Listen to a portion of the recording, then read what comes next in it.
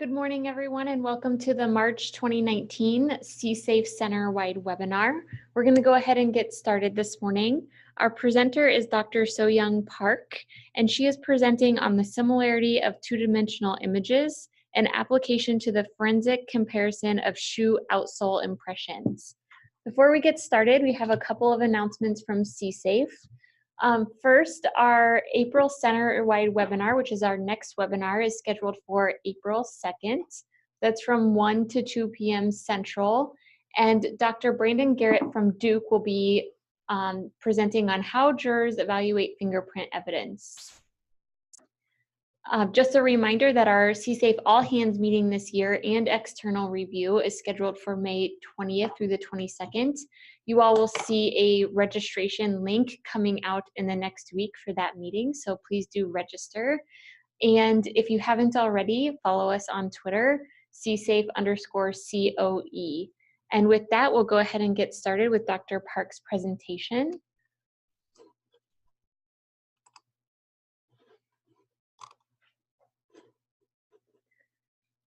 Do I need it? I need full screen. Control L.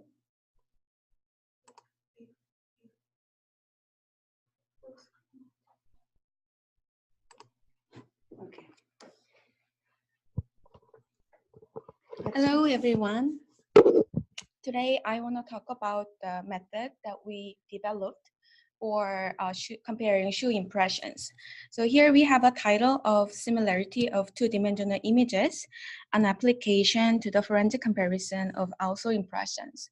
So I will present how this method works for comparing shoe impressions and show some performance on our data collection.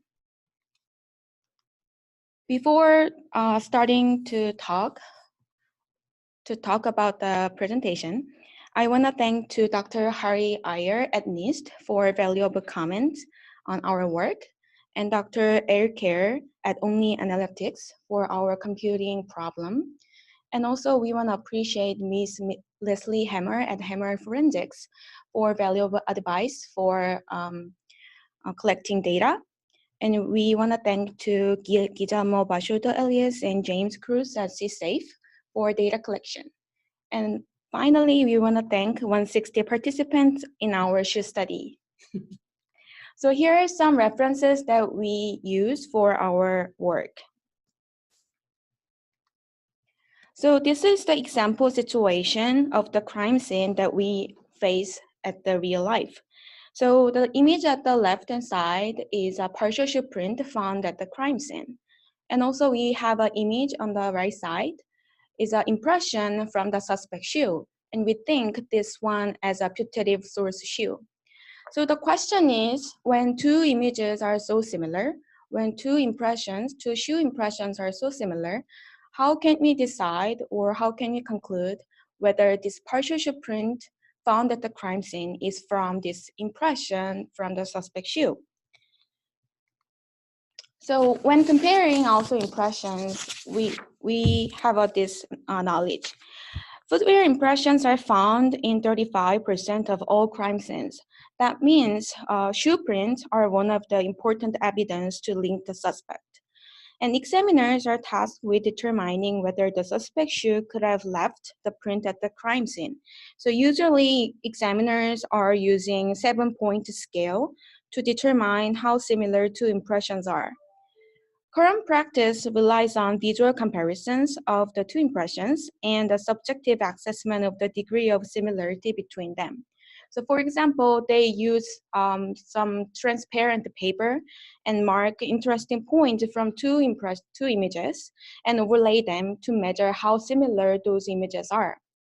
So if impressions are similar enough, then the next question is whether the degree of similarity is probative.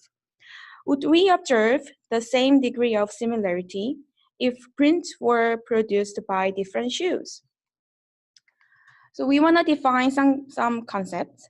So for Q, we will define Q as a questioned shoe impressions. So these impressions usually found at the crime scene. And we want to call K, which is a control or known shoe prints, as a shoe outsole impressions recovered from the suspect shoe. So for comparing Q and K, we have two kinds of interesting questions. The specific source question means did the crime scene impressions originate from the suspect shoe? Or we can have a question of common source question. Could two impressions from two different crime scenes have the same but unknown shoe source? So here are some challenges that we have for comparing shoe impressions. Usually, latent print can be partial and often smudged. To carry out comparisons, impressions need to be rotated, translated, and sometimes rescaled. And impressions are subject to noise and background effects. And for having a good performing method to calculate the score or similarity measure between two impressions, we have to include class characteristics and ROCs. So class characteristics here means some outsole design or patterns of the shoe outsole. And ROCs are called randomly acquired characteristics, which are the imperfections due to the wear and tear on the outsole. So here, this image shows some black scars that is imperfection appeared on the shoe outsole and uniquely appear on the outsole. So that ROCs would connect the suspect information. Our objective is to develop a score that quantifies the degree of similarity between two outsole 2D images. To have a good scoring system, we have to consider these four attributes: outsole design, size, wear pattern, and ROC. When we consider all of those factors together, we will have a good overall score. After then, we will access the probative value of the score. But today, we want to focus on the first objective to develop a scoring system.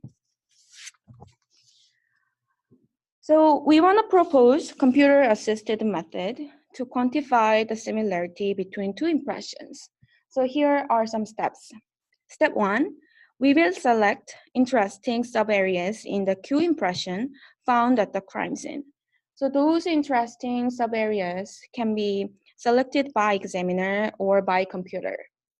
Step 2, we will find the closest corresponding subareas that we found in the Q impression in the K impression. So the question is, can we find the interesting subareas that we fix on the shoe Q in shoe K?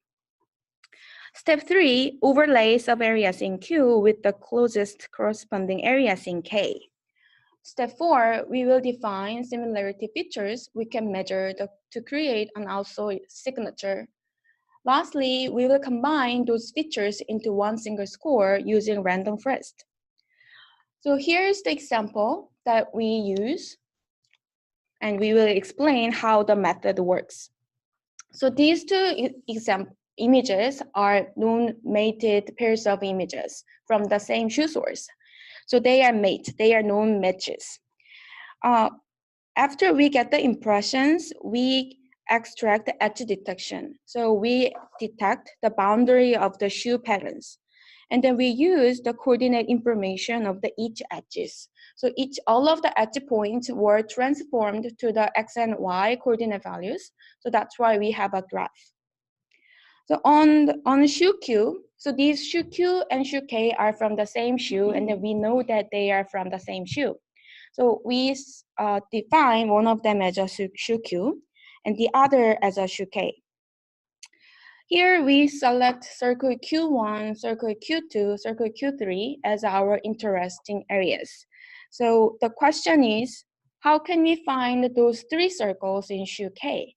So shoe K looks like a little bit rotated and different coordinate ranges. So the question is how we will find those three circles.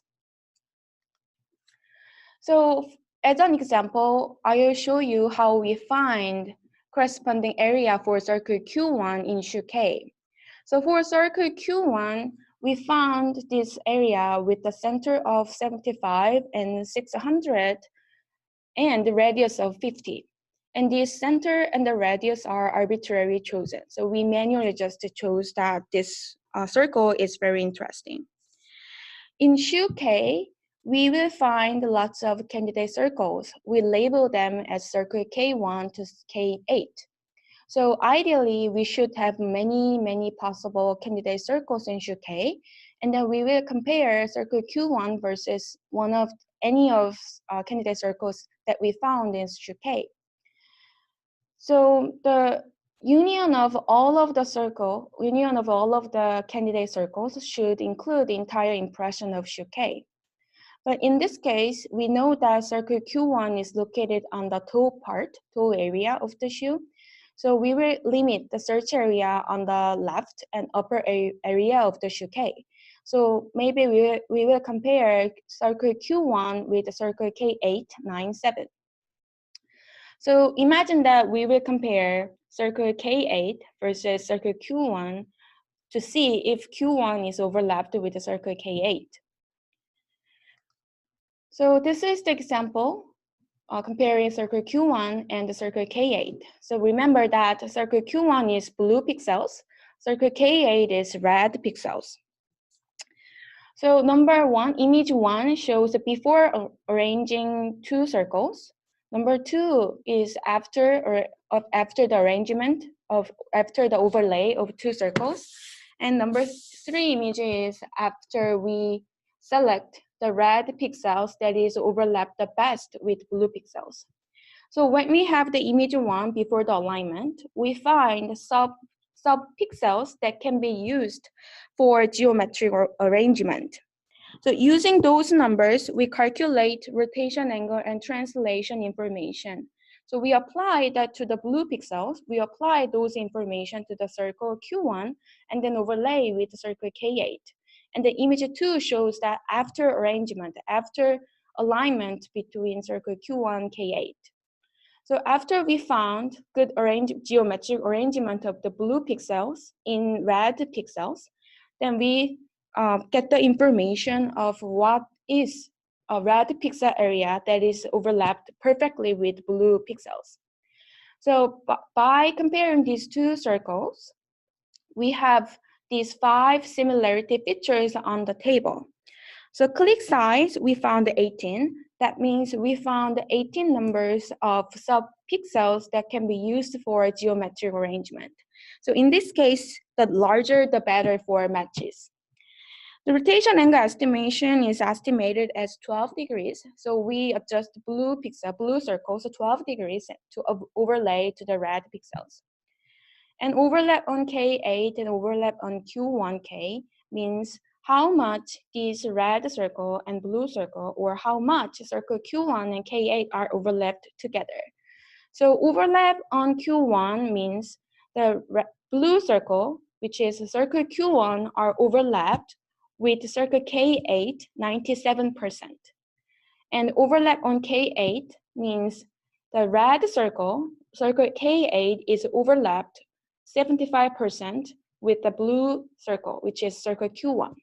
So in this case, we have a larger radius on the candidate circle in shoe Q, which is for the red circle, we use a radius of 65, while we use radius of 50 for circle Q1. So that's why we have larger red circle and the lower value of the overlap on K8. Median distance is the value for calculating distances between overlapping points in image 3. So in image 3, we don't see quite well the red pixels, but there's a red pixel below blue pixel. So in image 3, we want to get the information, what is the area that is overlapped with the red pixel. So by cropping the red pixels that is overlapping with blue pixels, we get the radius and the center information that is corresponding to the circle Q1 in shoe K area. So for the median distance, the lower the better. So when we compare exactly same circles, then we will have the 0 value. So in addition, we will compare these circles, and then we try comparing circle Q1 versus lots of candidate circles that we found in shoe Q. And we will pick the best circle that gives the best overlap. So that way we will repeat for 3 circles in this case. And then finally, we get this result. So for shoe Q, which is on the left image, we select three circles. We select three circles, and shoe Q on the right, we found those corresponding areas. So each color, the same color, meaning the matching circles. And we will use similarity features that we found here, as which is a 5 number of similarity features. And also, if the circles are correctly found, if two impressions are from the same shoe, that means the locations and geometries between three circles should be also same. So we get the triangle from the centers of three circles, and then we will compare the lengths of the triangles as one another evidence to support the same source or different source. So if they are correctly found, three circles in shoe K, then we should have similar lengths of triangle. So here's the resulting table. So 3 rows is the result of 3 comparisons of the circle Q and circle K. And we see that there are 5 similarity features on the top table. So we have click size of 18, 17, 20. And we have rotation angle estimation as 12, 11, and 12. So for the rotation angle estimations, if two impressions are from the same shoe source, then we should have very similar numbers, similar values of the rotation angle estimation. And for the overlap Q on Q, we want to find the best area that is overlapped with the circle Q. So it's the good sign for matches because all the numbers are 97, 90, sometimes 100% overlap. And for the overlap on K, we have 70, 60, those numbers, and which is a lower value than the overlap on Q. Also, we have another evidence, another similarity features of the distance of the triangle in Q and K on the bottom table. So we see that each number in first, second, and third column on the bottom table means the distance of the triangle on the same side. So we see that in shoe Q and shoe K, we have similar numbers, which implying that the triangle has the similar lengths between them. So in addition to 5 similarity features on the top table, we will add difference of these distances of the triangle as additional similarity features. So finally, we will take average of those 6 similarity features except rotation angle estimation. Because for the rotation angle estimation, we expect that 3 rotation estimations to be estimated similar when they are from the same source. So standard deviation would be 0 when 2 impressions are from the same shoe source. For non-mate, SD would be larger. So for 5 similarity features, we will take the average. For the rotation angle, we will take the standard deviation of them. So how do we know that click size of 18, 17, 20 are high enough for mate? So later, we will compute these features from many matches and non-matches to see what typical values for features for mates and non-mates. So we, CSAFE, constructed a longitudinal database of 2D shoe outsole impressions. So we had 160 participants recruited, and they received a pair of brand new shoes. Participants were asked to use the shoes and return to CSAFE every 6 weeks for a period of 6 months. So for each participant, we have 4 time impressions. And at each time T, shoes were scanned 4 times using an ROC scanner. So ROC scanner is a shoe scanner for scanning 2-dimensional images. And we step on the scanner, and then the scanner gets the weight distribution of the outsole. Here, we will use the T4 images from 60 pairs of Nike Windflow 4 shoes, size 8.5 and size 10.5. So that means we've confined the pair of shoe to the same brand and model. That means all of the impressions that we use share the same class characteristics, share the same Outsole design. And remember that T4 means the shoes were worn out for about 6 months. So KM means known-mated comparisons from pairs of images from the same shoe source. So KM or KM means known-mated, known matches, known mates. KNM is the comparison from pairs of images from different shoes. So here are the example of the images that we use. Can you guess which two impressions are from the same shoe source? So image 1 and 2 are known mates. Image 1 and 3 or image 2 and 3 are known non-mates. Because all the impressions are from the Nike Winflow 4 with the same Outsole design, and two shoes used here are used by different participants, but the shoes were just used for about 6 months. So it's so hard to distinguish which two impressions or which impressions are from the same source or not. So we constructed 717 known mates and 600 known non-mates to see how the method we developed are performing. So here are distribution of values of similarity features from pairs of images of known mates and known non-mates. So across 6 similarity features, light sky blue means known mates distribution, and dark blue Mates. known non-mates. Don't use no. Okay. So for the sky blue means mate distribution, and dark blue is non-mate distribution. So if we see that click size, distribution of the click size, which is locating on the first row and first column, if the click size found as a 20, then 20 has a more density on the mate distribution. If we have a click size of 13, then 13 has more values on non-mate distribution.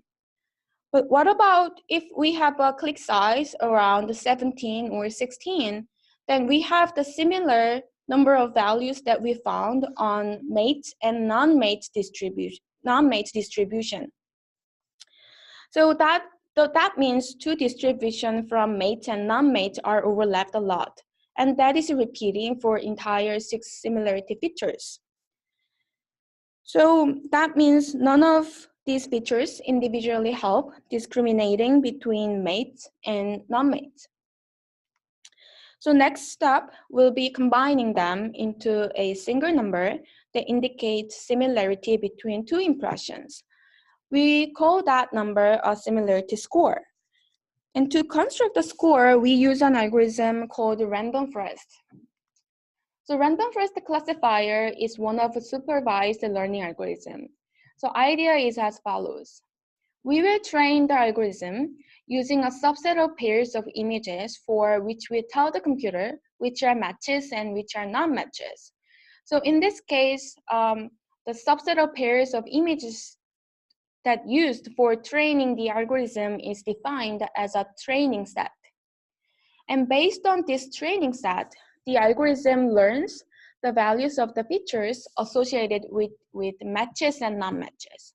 So in this case, when the click size of 20 will be the information for the matches in the click size, and the click size of 13 will be information indicating non-mate. So given what has learned, the algorithm can compute the probability of a match or non-match for a new pair of images. To see how well it does, we set aside a subset of the pairs of images and ask the algorithm to classify them. And this subset of the pairs of images are defined as a testing set. So here's the example. Here's the example of the random forest score of mate and non-mate that random forest using training set. So random forest learns how to classify these two classes, mate and non-mate, to understand these 6 similarity features. And using those information, it knows almost perfectly how to separate two classes. So in this case, also, the sky blue means the random forest score for mate, and dark blue is random forest score for non-mate. So we don't see much overlap compared to the previous 6 similarity features. Then we wonder what happened if we try testing set to see the classification performance of the random forest classifier. So this is the result of the random forest score on the test set. So any of information in the test set were not used in the random forest. So this is obviously the random forest result on the test set is not good compared to the previous one. But this is still better than a single feature, but we see still not lots of the overlap between matches and non-matches. So we start wondering what other methods are performing on our testing set. When we try the same test set to get the score, similarity score from other method, what happens? So there has been many methods out there for comparing shoe impressions, but we will try 2 methods, phase-only correlation and Fourier-Mellin transformation correlation that focused recently by Riccitelli and other colleagues in 2017. But phase-only correlation is not rotation invariant, so we had to find out how to adjust rotation angle estimation to compare shoe impressions. So we will try 2 methods. So POC with rotation angle estimation by registration method built in MATLAB. So MATLAB has a built-in package to calculate rotation angle estimation. So with the 2 impressions, it will calculate rotation angle, and we calculate phase-only correlation and call it as a POCR. And we also try to get the rotation angle estimation by detecting principal axis of shoe impressions. So principal axis means the longest axis on the shoe impression. So by detecting principal axis, we adjust the rotation angle estimations and then get the POC value. So POC, this is called POCP. And Fourier-Mellin transformation correlation is the version of POC, which is rotation invariant. So we will try these 3 methods for comparing the performance on our same test set. So here are the distributions of mates and non-mates produced by POCR, POCP, and FMTC. So we see POCP and FMTC overlap a lot between 2 classes, but POCR has small overlap compared to 2 other methods. So this leads us to add POCR as an additional feature to random forest. So after we add POC as a feature, this is the result of random forest score. So image on the left shows the random forest score we saw before. So this random forest is trained on 6 similarity features, and we saw this result before. When we train random forest in training set and add the POCR that we got from the training set, so that means we train random forest based on 7 features. So we will call that as a random forest plus POCR. And we test random forest score on the same test set, and we see that there's less overlap compared to the previous random forest on the left. So it improves the classification result on the test set when we add the POCR as additional feature. To compare the performance on the test set by other method and our method, we get the ROC curve. So ROC curve is defined as a receiver operating characteristic curve. So this shows the trade-off between true positive rate and the false positive rate by varying the cutoffs. So cutoff is the value of the score to declare either same source or different source. So we vary this number and then measure what true positive rate and false positive rate. So here, true positive rate means the proportion that we correctly declare two impressions are from the same shoe source. And false positive rate means the proportion that we falsely declare two impressions from the same source. So the perfect and ideal method should have 0 false positive rate and 1 true positive rate. And the gray diagonal line is meaning that when we predict the class as a flipping coins as a guess, that's going to be the performance by the guess. So the good method to show the good performance on the test set should reach upper left corner first. So in here, in this ROC curve, red curve by random forest plus POCR shows the best performance when we compare the test set. And the next best method is by random forest on 6 similarity features. And then FMTC and POCR do not show the good performance compared to random forest scores. So here are additional values for comparing the performance of the methods. So here we calculated AUC and EER. AUC is the value of the area under the ROC curve. So for the perfect method, we should have 1. So that means the larger the better in AUC. And EER is the value of the equal error rate. So that means the equal error rate by false positive rate and false negative rate.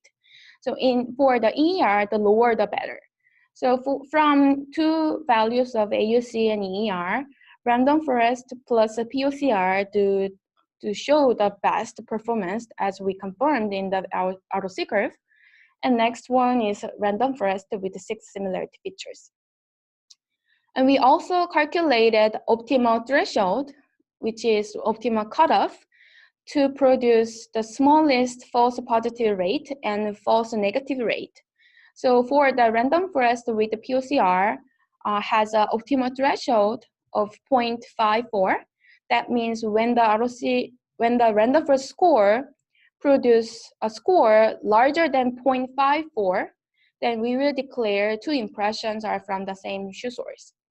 And using this optimal cutoff, we will have 5% of false positive rate and 10% of false negative rate. If we see the POC result, optimal threshold is 0.094, and we will have 4% of false positive rate and 33% of false negative rate. So that means our result look pretty promising compared to other 2 methods. And remember that we were comparing this performance on our test set, and all of the test impressions share the same class characteristics, same Outsole patterns. Here are the limitations of our method. The first 2 impressions on the left is the example of false positive case. So when we use shoe cue on the left, first left impression, and when we use the shoe cue on the right, the shoe cue is from the shoe source, which is a dress shoe with no patterns. So when we try edge detection, there's no pattern that we can see, and all of the black pixels are there across entire outsole. So for example, if we compare green circle in shoe Q and also green circle in shoe K, then there's almost 100% overlap between them.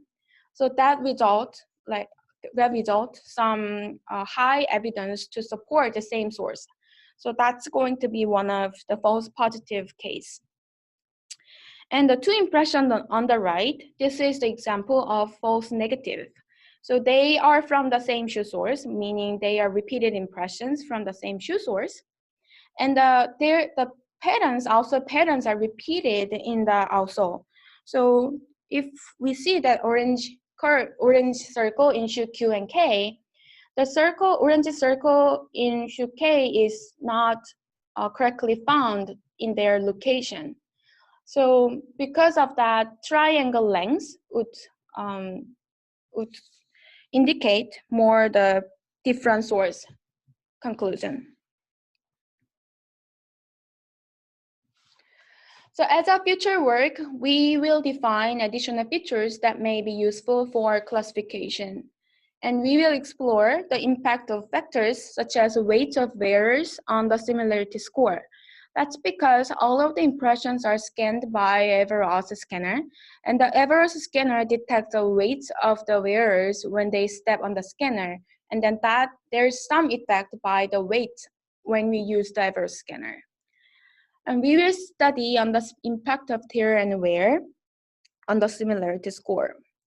And we want to describe a score-based likelihood ratio to estimate probative value. And finally, we want to develop a web application that can be used by practitioners to set up and implement the matching algorithm. So this is end of my talk. And if you have any question, let us know. Thank you.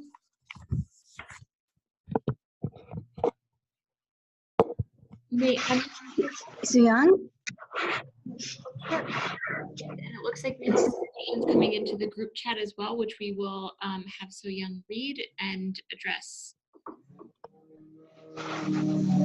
So would you prefer chat questions, or can I ask a question this way? Naomi, you can go ahead with your question. Okay, so I'm Naomi, and thank you for this talk. I would assume that it is a hard discrimination problem since there's a lot of noise occurring from repeated impressions from the same shoe. Did you try to account for that? So in our study that I showed the performance on the test set, we used very clean images. So there are not many noises in this case, but definitely we have to consider some noises and some very not good quality images in the later study. Okay, thank you. So-Young, can you read Jeff's question and respond? For your random forest result, what was the time wear interval between collection the K and Q samples? It seems like the false negative rate would go up as the shoe is worn more before the K sample is taken. So in the test set comparisons and the performance, we use the T4 impression. That means the K and Q are compared. K and Q were scanned at the similar time. So after all of the shoes were worn for 6 months, and then we get the impression, and then we use them as a K and Q.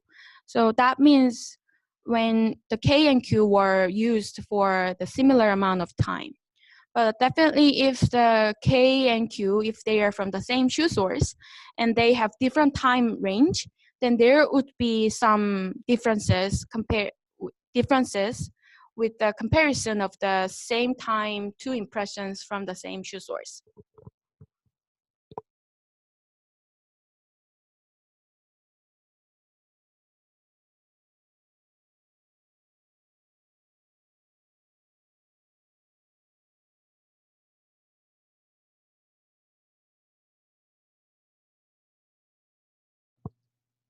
Any other questions? Hi, this is Robin. Just a super fast follow-up. Can you hear me? We can hear you. Okay, just a quick follow-up. So were your known matches all from time 4 as well? Yes. Okay. Have you looked at all at known matches across time points? Yeah, we are working on that right now. Cool. Thank you. Thank you very much. This was really interesting. Thank you.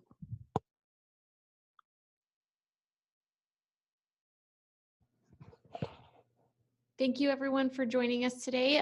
If you do have any follow-up questions for Dr. Park or Alicia, you can email them directly. We appreciate you joining us for the March Center-wide webinar, and thank you, Dr. Park, for your presentation. Have a great day, everyone. Bye.